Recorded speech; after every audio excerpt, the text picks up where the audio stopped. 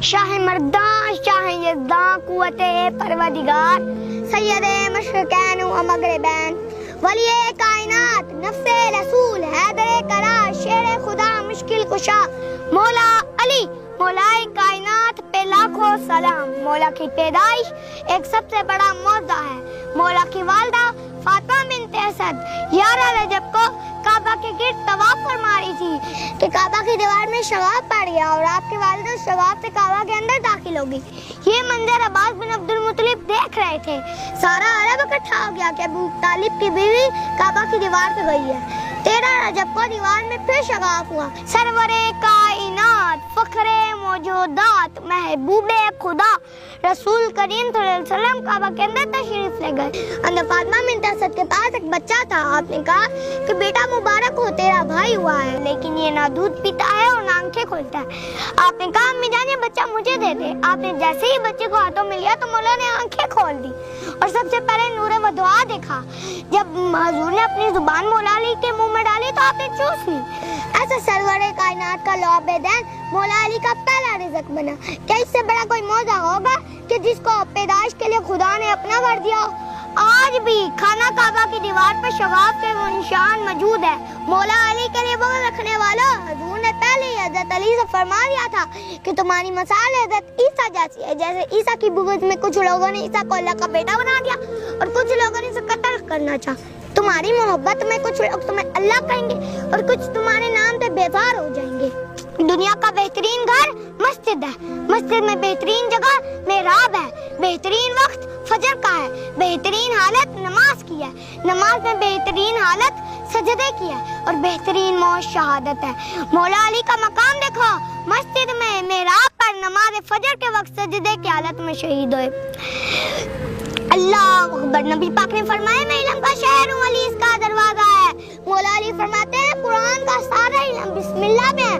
फिर फरमाया कुरान का सारा इल्म बिस्मिल्लाह की बे में है और फिर फरमाया कुरान का सारा इल्म बिस्मिल्लाह की बे के नुक्ते में है और मैं उस बिस्मिल्लाह की बे का नुक्ता हूँ। तालीम में ते आई लाम ये और मीम आता है। तालीम में जो आई लाम ये है वो अली है। अगर तालीम में से आई लाम ये को निकाल दे तो पीछे बच जाता ते और मीम, यानी तुम। यानी अगर तालीम में से अली को निकाल दे तो पीछे बच जाता, यानी तुम भी बचोगे और कुछ भी नहीं बचेगा। मौला अली के लिए बुग़्ज़ रखने वाला, काबा में पैदा होने वाला, मस्जिद में शहीद होने वाला, अली किसी झूठी शान का मुख्ताज नहीं। जब हुजूर की शादी हुई हज़रत खदीजा से तो हालात कुछ बेहतर हो गए। आप अपने चचा अब्बास बिन अब्दुल मुत्तलिब के पास जाते हैं और कहते हैं चलो चचा अबू तालिब के पास जाते हैं। इनके हालात ठीक नहीं और बच्चे भी ज्यादा है। एक बच्चा मैं ले आता हूँ, एक बच्चा आप लेना। आपने कहा चलो चलते हैं। हुजूर ने अपने चचा से पूछा चचा आप जानते हैं मैं कौन सा बच्चा लूंगा?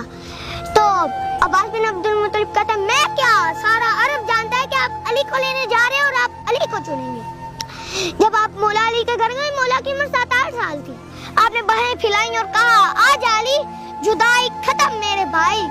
मौला अली फरमाते हैं मैंने इतने जोर से अपना सीना हुजूर के सीने के साथ लगाया और साल की उम्र में सीना लगाया और कब्र में भी उतारते हुए मेरा सीना ही हुजूर के सीने के साथ लगा हुआ था।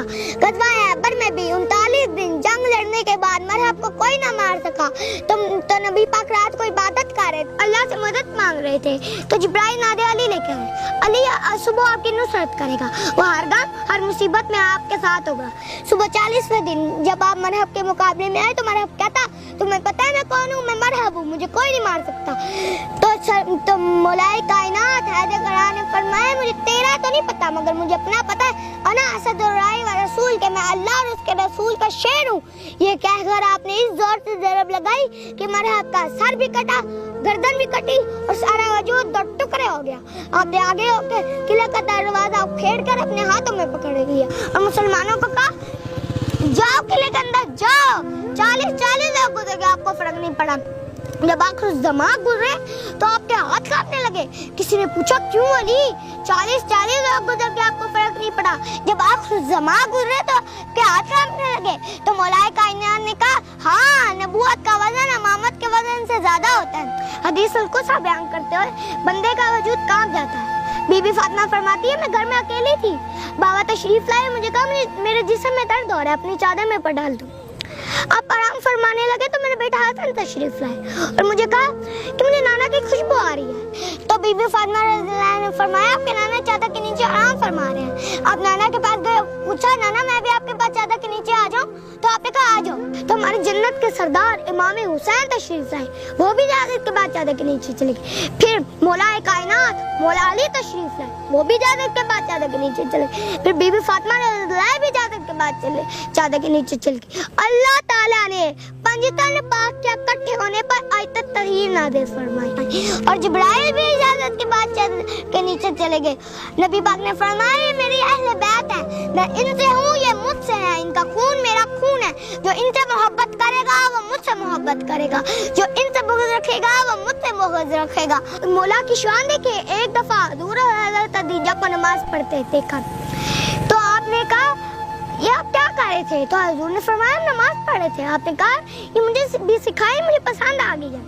तो आप फरमाते थे जहाँ नमाज ना हो वहाँ मेरा दिल नहीं लगता, इसलिए दुआ करते थे या अल्लाह मुझे जन्नत में भी नमाज नसीब करना। मौला की शान देखे, एक दफा नाराज होके मस्जिद में जाके लेट गए तो सरवरे कायनात खुद राजी करने आए, अब्बू तराब उठ जाओ, मिट्टी वाले उठ जाओ, इनकी शान का मुकाम क्या है नबी जाने खुदा जाने। यहाँ कलम सूख जाएंगे और मनकबत का हक अदा नहीं होगा।